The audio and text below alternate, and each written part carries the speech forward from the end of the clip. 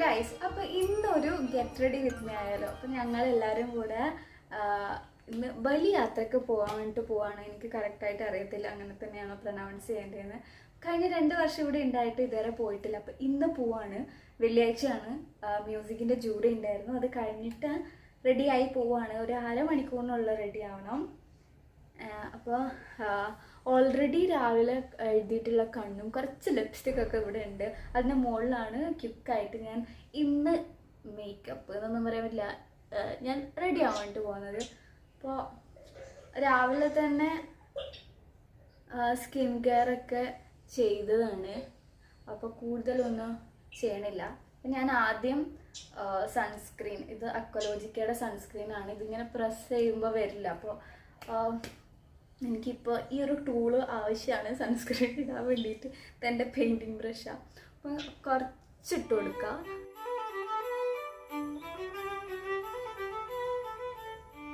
അപ്പോൾ സൺസ്ക്രീനിന് ശേഷം നമുക്ക് BB ക്രീം കൂടെ ഇടാം. BB ക്രീം കുറച്ച് മതിയാവും. ഈ BB ക്രീം കറക്റ്റ് ഷെയ്ഡല്ല, പക്ഷെങ്കിൽ എന്നാലും എനിക്ക് ഭയങ്കര ഇഷ്ടമാണ്. BB ക്രീം ഇടുമ്പോൾ തന്നെ ഉള്ളൊരു ഗ്ലോ എനിക്ക് ഭയങ്കര ഇഷ്ടമാണ്. അപ്പോൾ കുറച്ച് ഓരോരോ ഡോട്ടായിട്ട് എവിടെയൊക്കെയാണ് വേണ്ടത് അവിടെ മാത്രമേ ഇട്ട് കൊടുക്കുള്ളൂ. കണ്ട, ഇങ്ങനെ ബ്ലെൻഡ് ചെയ്യുന്ന സമയത്ത് കറക്റ്റ് ഷെയ്ഡായിട്ടൊന്നും തോന്നില്ല, പക്ഷെ നന്നായി ബ്ലെൻഡ് ചെയ്യാം.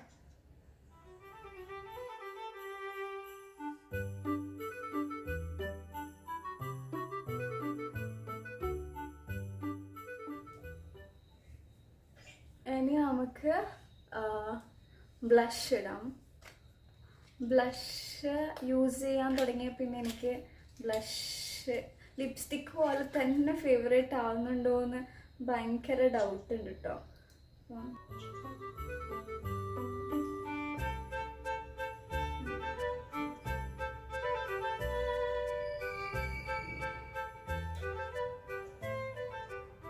ബ്ലഷ് ഇട്ടിട്ടുണ്ട്. എന്നിട്ട് നമുക്ക് അടുത്തത് നല്ല ഭംഗിയിൽ കണ്ണെഴുതി കൊടുക്കാം. കണ്ണ് നല്ല താഴെയും മുകളിലൊക്കെ ആയിട്ട് കണ്ണെഴുതി കൊടുക്കാം. അപ്പോൾ കണ്ണ് ഞാൻ എഴുതിയിട്ട് വരാം ഗൈസ്. ഓക്കെ,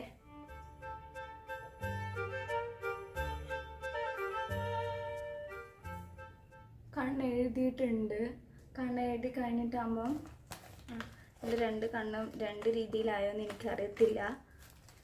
കണ്ണെഴുതി കഴിഞ്ഞിട്ടാകുമ്പോൾ നമുക്ക് ഒരു കാജൽ വെച്ചിട്ട് താഴെ ഒന്ന് ഫില്ല് ചെയ്ത് കൊടുക്കാം.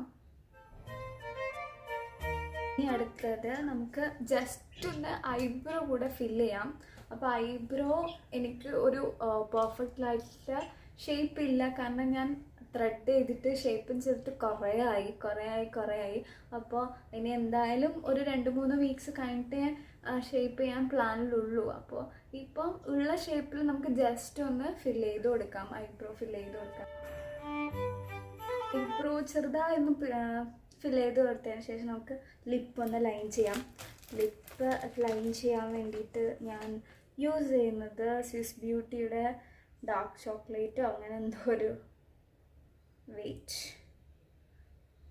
ഡാർക്ക് ചോക്ലേറ്റ് ഷെയ്ഡാണ്. അപ്പോൾ നമുക്കൊന്ന് ലൈൻ ചെയ്യാം.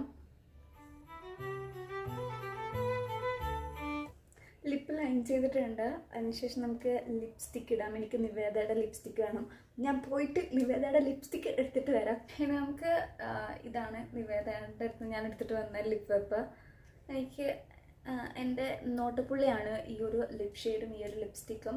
നമുക്കിതൊന്ന് ഇട്ട് കൊടുക്കാം. ഇടാം.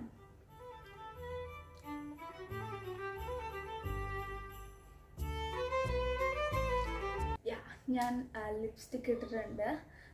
ലിപ്സ്റ്റിക്ക് ഇടുന്നത് കൂടെ നമ്മളെ മേക്കപ്പൊക്കെ ഓൾറെഡി കഴിഞ്ഞു. നമ്മൾ റെഡിയായി കഴിഞ്ഞു പോകാൻ വേണ്ടിയിട്ട്.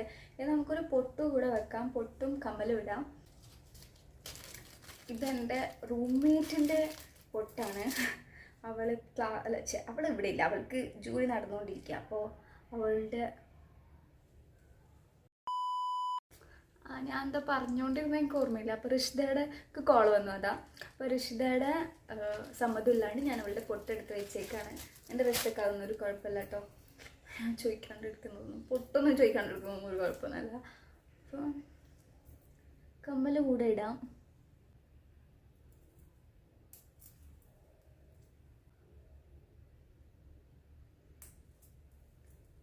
കമ്മലിട്ട് കഴിഞ്ഞു. കമ്മലിട്ട് കഴിഞ്ഞിട്ടാകുമ്പം ഇനി ലാസ്റ്റായിട്ട് നമുക്ക് ഈ കെട്ടി വെച്ച മുടി ഒന്ന് അഴിച്ചിടാം.